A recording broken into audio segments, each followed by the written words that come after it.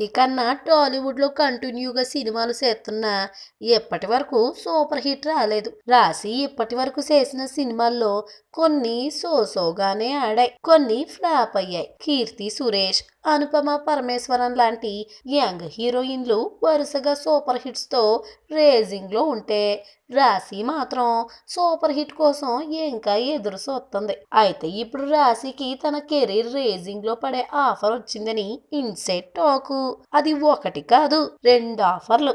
ఒకటి శెర్రీ సుకుమార్ కాంబినేషన్ లో రాబోయే మూవీలో అనుపమ ఇప్పటికే ఓ హీరోయిన్ గా ఫిక్స్ అయింది. మరో కథానాయికగా రాశిని ఫిక్స్ చేసే అవకాశం ఉందనే టాక్ వినిపిస్తుంది. అలాగే యంగ్ టైగర్ ఎన్టీఆర్ న్యూ మూవీలో కూడా రాశికి హీరోయిన్ ఆఫర్ వచ్చిందట. First time Tarak triple roles ఎత్తున్న మూవీలో ముగ్గురు హీరోయిన్లలో రాశి ఓ హీరోయిన్ గా పక్కా అంటున్నారు. శెర్రీ తారక్ ఇద్దరిలో ఎవరితో అయినా రాశికి ఆఫర్ పక్కా అయితే రాశి కెరీర్ రేజింగ్ లో పడుతుందనేది ఫిలిం నగర్ టాకు.